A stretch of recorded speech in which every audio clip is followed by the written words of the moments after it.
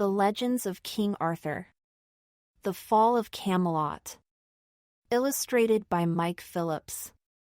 Chapter 1. King Arthur paced anxiously. His knights sat in silence at the round table, awaiting their orders. News that Guinevere had been kidnapped by King Maleagant, a supposed ally of Arthur's, had spread through Camelot like wildfire. How could this have happened? Lancelot demanded. Like Arthur, he was unable to sit still. I don't know, Arthur said, his frustration growing. And his men were outnumbered. But dash enough, Arthur snapped. When Maleagant's men approached them in the woods, Kay had no reason to expect betrayal. Lancelot clenched his jaw. Arthur was right. Maleagant's desire for Guinevere had been clear to everyone when he visited Camelot a few days ago, but no one had thought he would go this far. Arthur continued in a low voice, I am just thankful that Kay managed to make it back to tell us what happened before he. Lancelot understood his king's despair. Without Merlin, Kay's future was uncertain. I will lead the rescue party, Your Majesty, Lancelot announced. He knew it was not his place to say so, but he could not help himself. Not when Guinevere was in danger. Arthur met Lancelot's gaze. We will lead it, he corrected.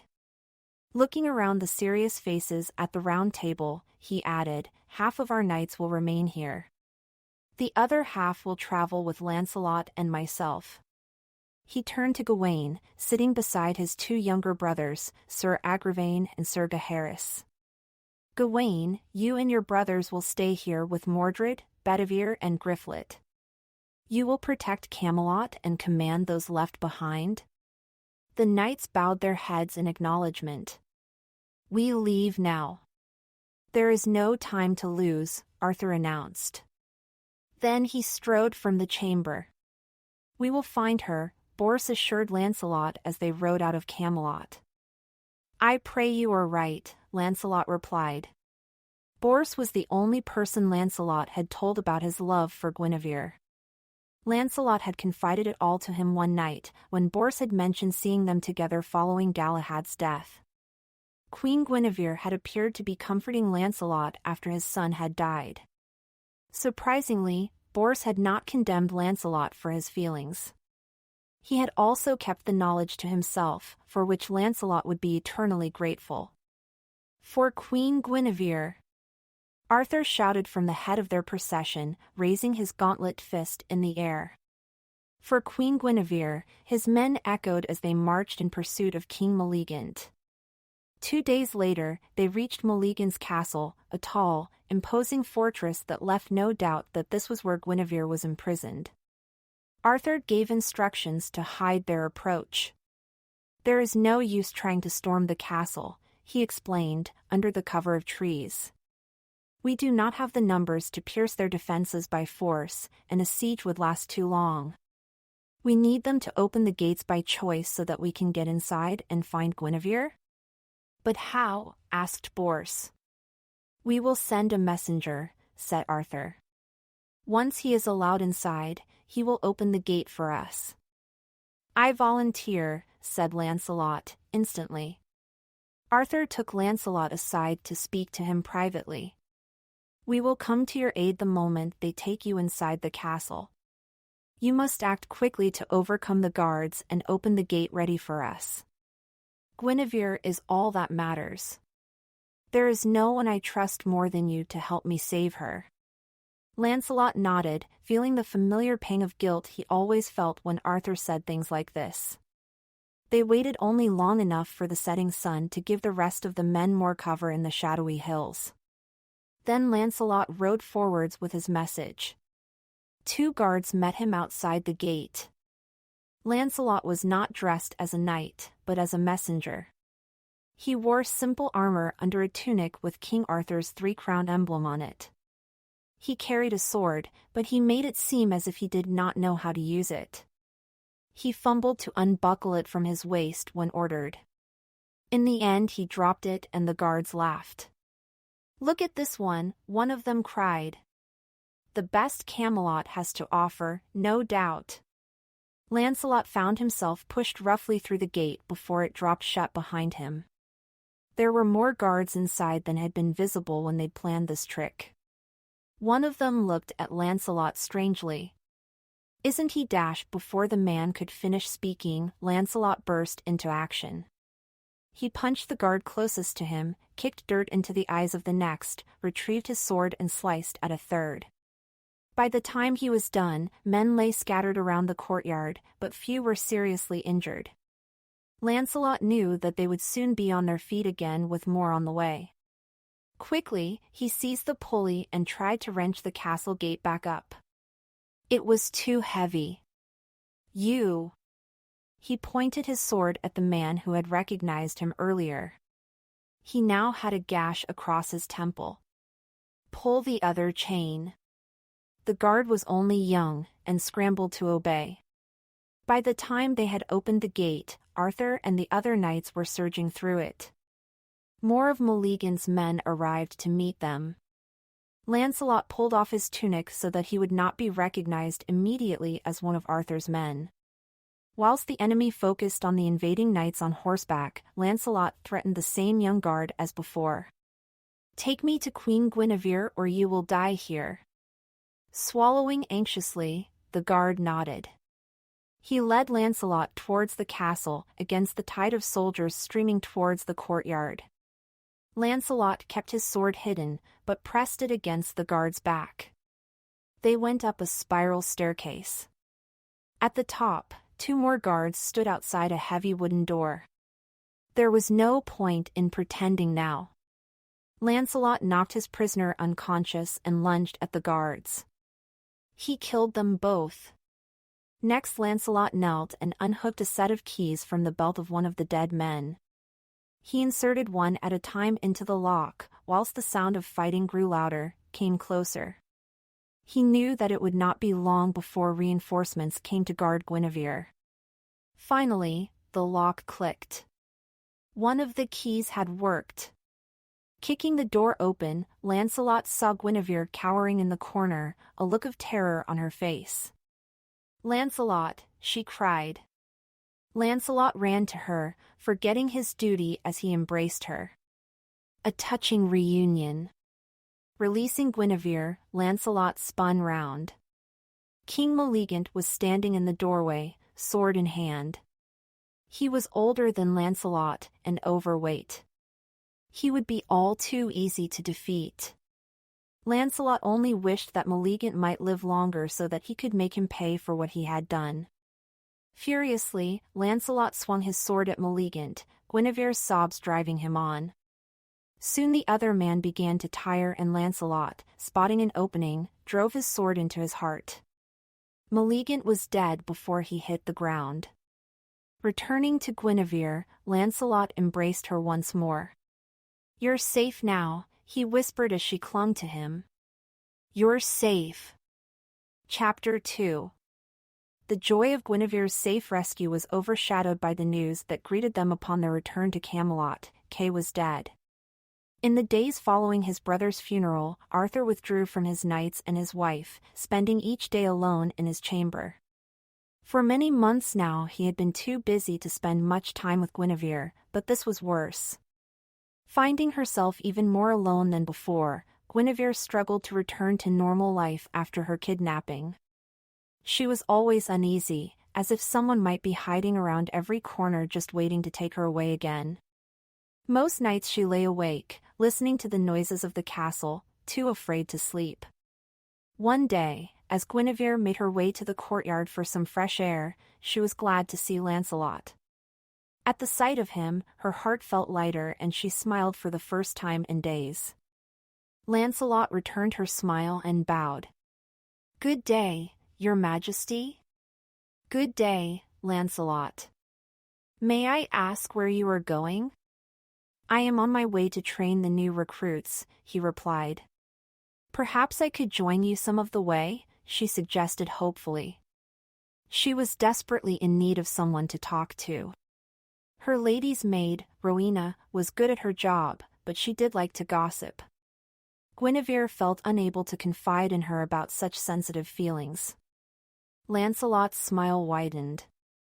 "Of course, Your Majesty. It would be my honor." Walking side by side, with Rowena following at a distance, neither of them was in any rush to reach their destination. For the first time since her kidnapping, Guinevere felt safe. "How have you been these last few days?" Lancelot asked, glancing her way. Guinevere hesitated. It would be so easy to pretend that everything was the same. That she was the same. But looking into Lancelot's eyes, she knew that she could not lie to him. She told him everything that had happened during her kidnapping, and her fears since. "I was so scared," she concluded, wiping away a tear. "I still am." Whilst Guinevere had poured her heart out to him, Lancelot had listened in silence. Inside, his emotions were not so quiet. He hated to hear her talk this way. He wanted nothing more than to hold her and tell her everything would get better. But he didn't. He couldn't. Instead, he promised, "No one will ever make you feel like that again. You are safe here in Camelot, Your Majesty. Trust me." "I do trust you, Lancelot," she said sincerely. "And I thank you for rescuing me." Lancelot struggled not to let his feelings show. "Any knight would have done the same," he said gruffly. He stopped when they reached the path that led to the training ground. "This is where I must leave you." "Very well. Thank you for listening." He bowed. "It was my pleasure, Your Majesty. I hope you will begin to feel better." "I'm sure I will." The next few days continued like this. Guinevere and Lancelot would seek each other out, and they would spend as long as possible talking. Guinevere did indeed begin to feel more like herself again. Eventually, however, so did King Arthur. As Arthur's interest in life at Camelot returned, Lancelot and Guinevere suddenly found themselves spending less time together. Guinevere felt the loss of Lancelot's company deeply and found herself longing to be with him, even though she knew that she should not. She believed that Lancelot felt the same way. She often caught him looking at her, though he would turn away as soon as their eyes met. "Friends, we suffered a great loss," Arthur announced one evening as everyone had sat down to feast. "Kay's death cast a shadow over Camelot, but every cloud must pass. Kay will never be forgotten, and tonight we will celebrate the life of a brave and honorable knight, a good friend and brother." A cheer went up as those gathered banged their cups on the tables. Guinevere, sitting beside Arthur, glanced at Lancelot. She was pleased when he returned her smile. "But we have another reason to celebrate," Arthur continued. He placed a hand on Guinevere's shoulder. "Guinevere is back amongst us, and I for one could not be happier, or more grateful to Lancelot for rescuing her." Another rousing cheer went up. Guinevere's gaze met Lancelot's once more, only this time neither of them smiled.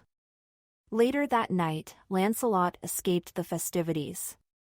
Leaning against the wall outside the doors of the great hall, with the hum of celebration in the background, he thought of Guinevere. Her kidnapping had rekindled every feeling he had tried for years to ignore, and spending so much time with her since had only made them stronger. Lancelot looked up as the doors behind him opened. Guinevere stepped out. "Your Majesty," he greeted her.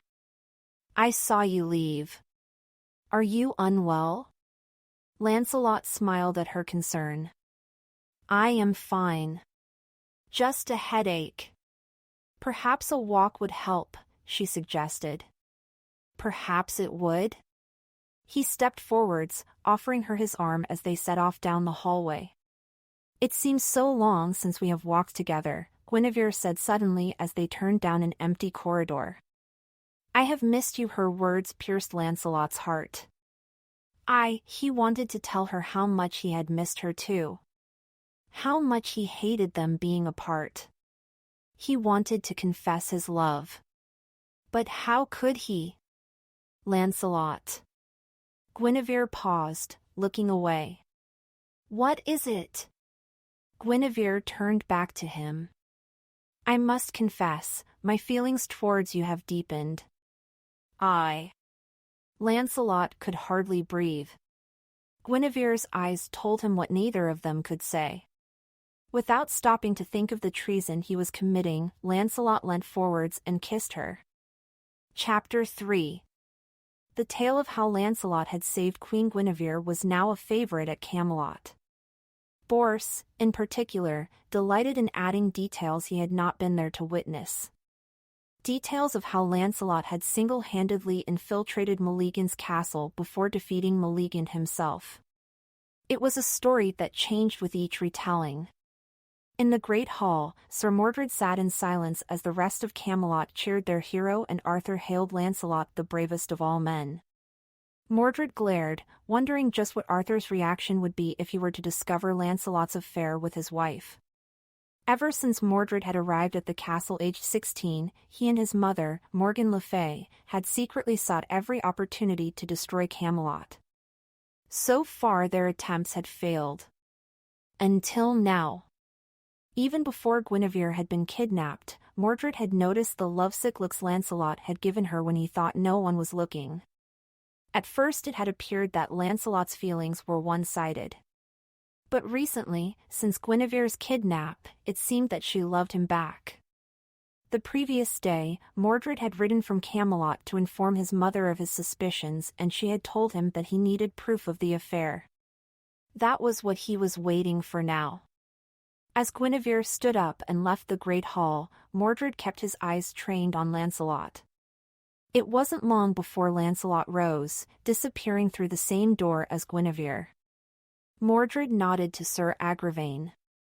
Agravain, too, suspected that the Queen and Lancelot were having an affair, especially now that rumors had begun circling about secret meetings. These rumors were said to have started with the Queen's own lady's maid. They also changed each time they were told. Together, Mordred and Agravain had recruited a small group of men who wanted to discover the truth for their king. It was this group of men who now followed Mordred after Lancelot. Ducking into an alcove, Mordred signaled for the men to fall back. He held his breath when he heard Lancelot knocking on Guinevere's door. There was a scrape as the door was unlocked. Mordred peered round the corner just as Lancelot disappeared inside the Queen's bedchamber. Together, Mordred, Agravain and the others stepped out of the shadows. Mordred drew his sword as he led the way to Guinevere's door. Carefully, he lifted the latch, relieved to find that in his haste, Lancelot had not locked it behind him. As Mordred threw the door open, Guinevere and Lancelot sprang apart. Guilt was written across their faces. Traitors! Mordred cried, his sword already swinging. Lancelot, unarmed, was forced to step back, taking Guinevere with him. Signaling to Agravain, Mordred ordered, "Seize her." He sprang forwards, forcing Lancelot and Guinevere apart so that Agravain could grab Guinevere's arms. Her terrified screams filled the air. "Take your hands off her," Lancelot demanded, desperately trying to reach Guinevere. Mordred held his sword to Lancelot's throat. "Stay where you are. Lancelot, my love, go." Guinevere begged as tears streamed down her face. "Save yourself. Take her away," Mordred ordered. In the second that Mordred looked to see Guinevere being dragged away, Lancelot pulled his fist back and smashed it into Mordred's jaw. The younger knight sprawled onto the floor. Then Lancelot snatched his sword and thrust the blade towards the three men nearest to him. "Come any closer and I will kill you all, kill him," Mordred cried. The men's hesitation was just what Lancelot needed. Backing up towards an open window, he turned and jumped. Arthur was heartbroken. He sat upon his throne, looking down at his terrified wife as she cried on her knees for Lancelot. He had sent out men to track the traitor, but Lancelot had not been found. In fact, Sir Bors and Sir Lionel had also disappeared, perhaps in support of their friend's betrayal. Arthur's head pounded. He could feel everyone's eyes upon him, awaiting his verdict. He knew what he must do, and yet, Your Majesty, by her own lips, she is a traitor, Mordred pointed out, yet again. She has betrayed you in the worst possible way. Arthur gazed at Guinevere. She was still the woman he had fallen in love with. He continued to love her, despite her betrayal. Now, even more than when Kay had been mortally wounded, Arthur wished that Merlin were there to help him. The punishment for treason is clear. Mordred continued. There were murmurs of agreement around him. You know what has to be done, Your Majesty? Arthur wished he could ignore what had happened. But if he let his wife go unpunished for a greater crime than others had died for, his people could riot. He could lose the respect of his court. His enemies could hear of his weakness and grow bolder in their attacks. Camelot could fall. Arthur had put his verdict off as long as he dared, half hoping that Guinevere would find a way to escape like her lover had. Now it was too late. Hating himself, Arthur spoke the words, Guinevere, Queen of Britain, you have been found guilty of treason. I sentence you to death by fire. Chapter 4. The days following Guinevere's sentence were dark days indeed.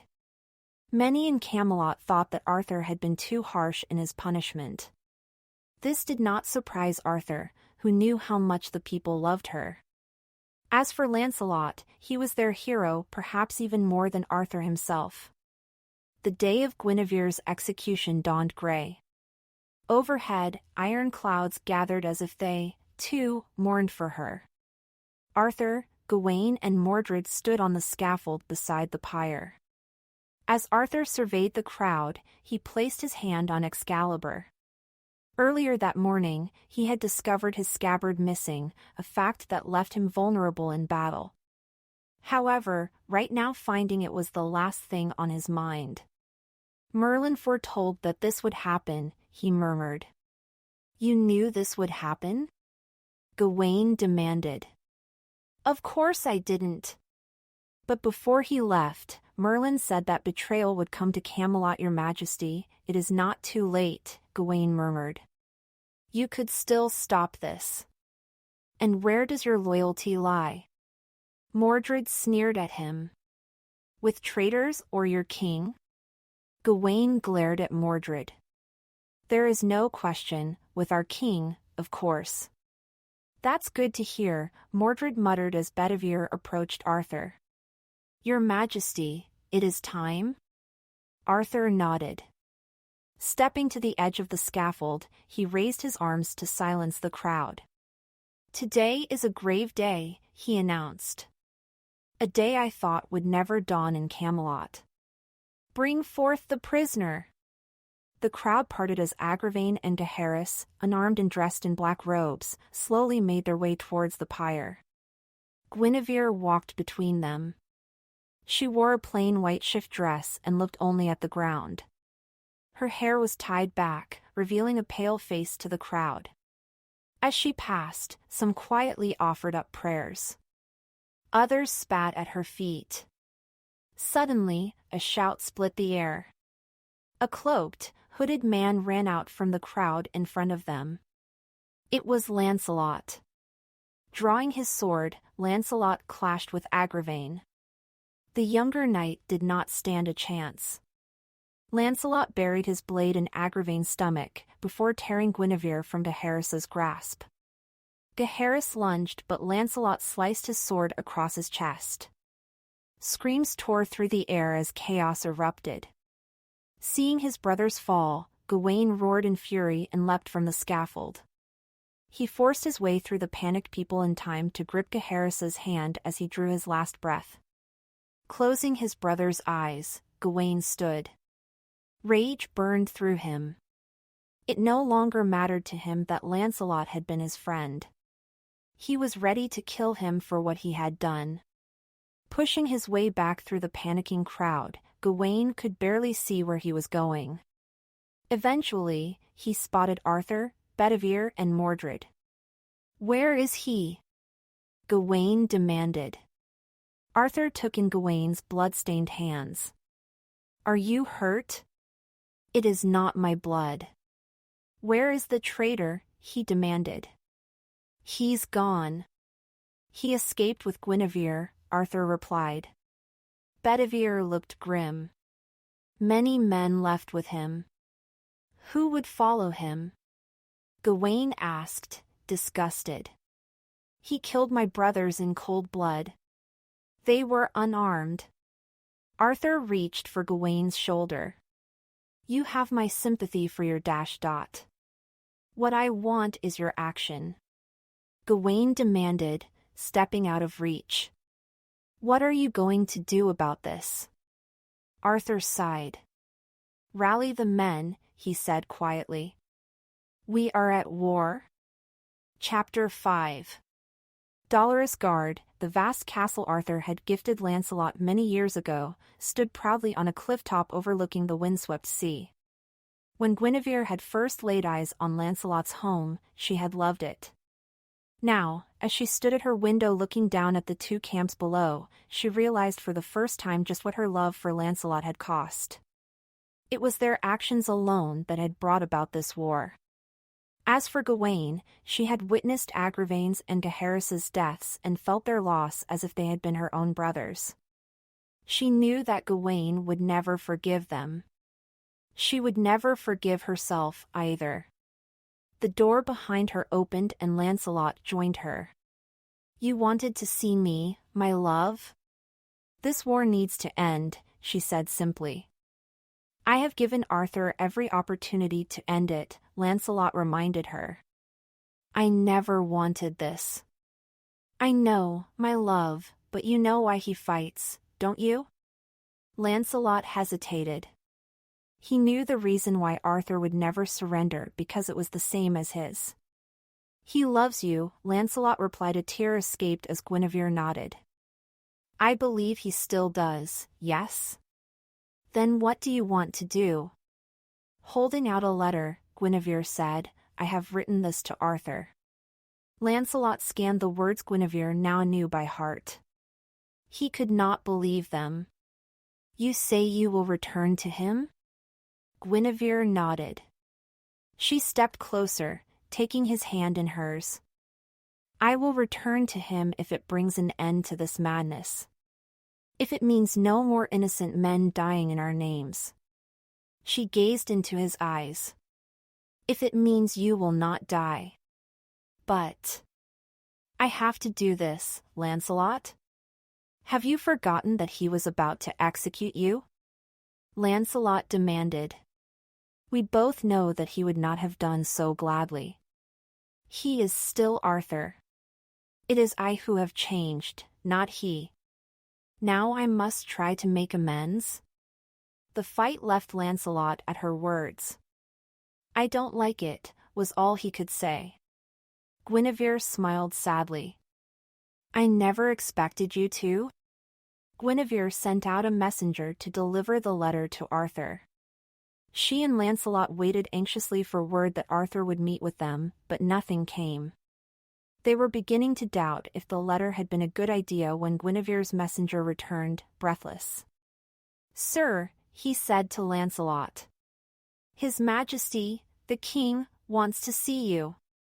He is waiting for you." Lancelot collected his horse and followed the messenger through the gatehouse to where Arthur waited, Bedivere and Mordred at his sides. They faced each other as enemies. "I understand Guinevere is willing to return," Arthur stated. Lancelot nodded. "She is. But only if you agree to do her no harm." Arthur shook his head sadly. "I never wanted to harm her in the first place. It was your actions that led to that, Lancelot. Do not forget." Lancelot hung his head, guilt flooding him. "Nevertheless," Arthur continued, "you have my word that I will never harm her." Looking up, Lancelot happened to catch the look on Mordred's face. It was clear that Mordred was against Arthur's decision. Do you agree? Arthur asked. Will you let Guinevere go to bring an end to this war?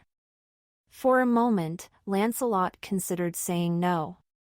Instead he nodded and felt his heart break for the last time.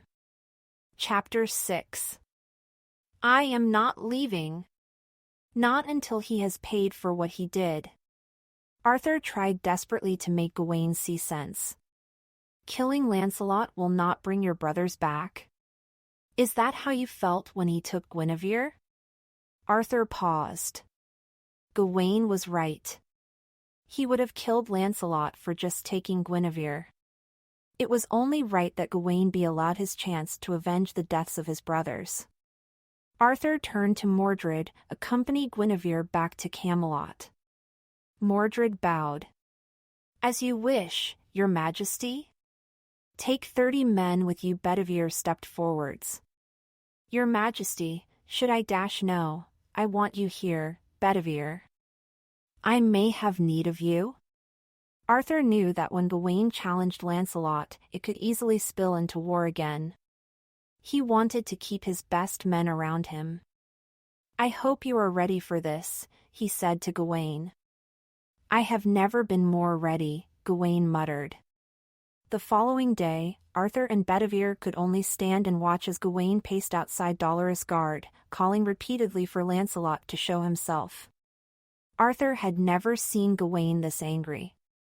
He was no longer the kind and chivalrous knight Arthur had known for so long. Now he was filled with hatred and driven by vengeance. Lancelot, you coward, he shouted. Come out and face me. Finally, movement at the gatehouse drew Arthur's eye. He watched as Lancelot, dressed in armor, walked slowly towards them. Coming to a stop before Gawain, he reminded Arthur, we agreed the war was over. This is between us. Gawain spat. You killed my brothers. Now you pay. Lancelot was clearly reluctant to fight his old friend. Gawain, I am truly sorry for what I did. I will spend the rest of my life seeking forgiveness. Gawain slammed his helmet visor into place and launched himself at Lancelot. Lancelot defended quickly, but did not attack. Gawain lunged again. Fight me, he shouted. Lancelot stifled a cry of pain as Gawain struck his sword arm. With no other choice, Lancelot lowered his stance and lifted his sword. The two men circled each other. Gawain launched another attack. Then another. Lancelot deflected each blow easily. Gawain grew frustrated and reckless. He pulled his helmet off. Fight me properly, you coward. I won't fight you, Gawain. Lancelot insisted. Gawain charged furiously. Again, Lancelot only defended himself. But this time, Gawain was not wearing his helmet. Lancelot's blade caught Gawain on the head. Gawain dropped to the ground like a stone, blood pouring from the wound. It is done. Morgan Le Fay looked up from the letter she had been writing. Mordred took the parchment, read it, and was amazed. Somehow, it was a letter in King Arthur's own handwriting, telling of a fatal wound he had suffered at the hand of the traitor Lancelot and of his decision to hand Camelot over to Mordred. None of it was true. This was how Mordred and his mother were going to steal what was Arthur's from right under his nose. They were finally putting their plan into action. Mordred smiled to himself as he caught sight of the scabbard lying on the table. Thanks to his mother's knowledge of its ability to prevent Arthur's death in battle, Mordred had used the chaos around Guinevere's affair as his chance to steal it.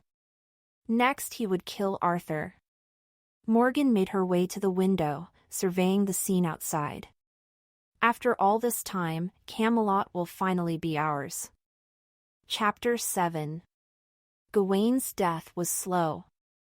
The injury was not terrible, but the infection that set in on the road back to Camelot was. They were forced to stop moving for Gawain's painful last days. Arthur stayed by his side until Gawain drew his last breath. Arthur was eaten up by guilt. After all, if he had not sentenced Guinevere to death, or if he had only listened to Gawain and changed his mind. "Your Majesty, a letter has come," Bedivere said quietly. Arthur left the last embers of Gawain's funeral pyre to take the scroll. He recognized Guinevere's handwriting. Quickly scanning the letter, his heart sank. "Mordred has betrayed me. Guinevere says he has announced my death and my decision to leave Camelot to him. I cannot let this happen." "But what of Guinevere?" Bedivere asked. "Mordred planned to marry her, but she has escaped to a nunnery. She will remain there until I go to her. Order the men to ready themselves. We ride to meet Mordred immediately." Sitting astride his horse, Arthur gazed across the Caman plain to where Mordred's army stood waiting. Even from this distance, Arthur could see Mordred clearly. His black cloak flapped in the breeze. Merlin had been right, betrayal had indeed come to Camelot. And it had arrived years ago. It was obvious to Arthur that Mordred's men outnumbered his own. That meant that Mordred had been preparing for this for years. Arthur thought of the missing magical scabbard. He felt a tinge of fear as he considered that he could die in this battle. But then he thought of the men fighting for him, of Guinevere and Camelot, and he knew that he could not let Mordred win. Across the plain, Arthur saw Mordred raise his arm and heard his bow cry. The armies surged towards each other, but Arthur's eyes stayed fixed on Mordred. They clashed loudly. Arthur swung his sword, connecting with Mordred's shield just as Mordred struck his helmet. Arthur was stunned, but he rallied, turning his horse and swinging again. They continued like that, horses dancing, swords flashing. Occasionally, in the chaos, they were forced to fight other enemies, but they always returned to fighting each other. Eventually, Mordred was thrown from his horse and Arthur's was cut down underneath him. They continued fighting on foot. Arthur leapt forwards, stabbing at Mordred, before immediately spinning and hitting him on the back of his helmet with his sword pommel. The younger man stumbled. Mordred launched a series of attacks. Arthur caught each blow with his shield until the shield itself began to break. When it was useless, Arthur threw it aside and scrambled for another amongst the bodies of fallen men. Mordred seized his chance. Stepping forwards, he thrust his sword into Arthur's stomach. Time stood still as the two men looked at each other, then Arthur dropped to his knees. With the strength he had left, Arthur lifted Excalibur and drove it up into Mordred's chest. Arthur watched as Mordred fell to the ground, his sightless eyes staring back at him. Immediately, the earth began to shake. Thunder rumbled and lightning split the sky. Morgan Le Fay appeared out of nowhere, her robes billowing around her. "My son," she screamed, dropping to her knees beside Mordred. She glared at Arthur. "You will pay for this." Sparks of lightning intensified at her fingertips as she stood and drew her arm back. Suddenly, she gasped. Her mouth and eyes grew wide with shock. She looked down at the sword that had burst through her chest. It disappeared as it was pulled free, then Morgan fell beside her son. Bedivere stood behind her, the bloodied sword in his hand. Intense relief filled Arthur. Then the world went black. "Your Majesty." Arthur blinked awake.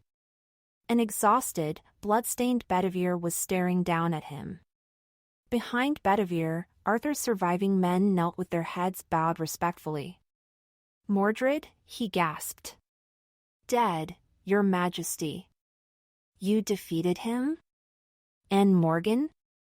"Also dead," Bedivere replied. The news brought Arthur no joy. He had wanted none of this. He gazed down at his wound. It was fatal. "It is too late for me, Bedivere. Take Excalibur, Your Majesty, I cannot." "Excalibur is yours." Arthur swallowed. You must return it to the lake. You know the one I speak of? Bedivere had heard many stories of how Arthur had got Excalibur. As usual, none had contained the whole truth. He nodded. Arthur coughed and struggled to speak. Take Excalibur and throw it into the lake. Throw dash? But sire! Please, do this last thing I ask. The lake not far from here. Ride west and you will find it. Return when it is done? Nodding, Bedivere took Excalibur. He mounted the nearest horse and rode quickly to the lake. But when he got there, he gazed at the beautiful sword and could not bring himself to throw such a weapon away. He hid it in some long grass, promising to return later to retrieve it. Riding back to Arthur, Bedivere told the king that he had done as he had asked. What did you see? Arthur asked, struggling to keep his eyes open. Bedivere shrugged. Nothing. The sword sank into the water. This angered Arthur. Lies. Bedivere, I command you to throw Excalibur into the lake. Not understanding how his king knew what had happened, but determined to carry out his wishes, Bedivere rode back to the water. He retrieved Excalibur and this time threw it with all his might into the lake. Before it landed in the very center, a slender hand reached out the water. It caught the sword easily, before lowering it, inch by inch, back into the lake it had come from. Upon his return, Bedivere recounted what he had witnessed at the lake. Thank you, my friend, Arthur murmured. That was the Lady of the Lake. Then Arthur, the greatest king of Britain, closed his eyes and died. Or so this story goes. There are other stories that say he will rise again. Still others that say he never died at all. That Arthur was taken to the enchanted Isle of Avalon to heal after his battle with Mordred. And that one day, when Britain needs him most, King Arthur will return. This series opens the door to a treasure house of wonderful stories which have previously been available chiefly to older readers. We can only welcome it as a fabulous resource for all who love magical tales, and those who will come to love them. John Matthews, author of the Red Dragon Rising series and Arthur of Albion.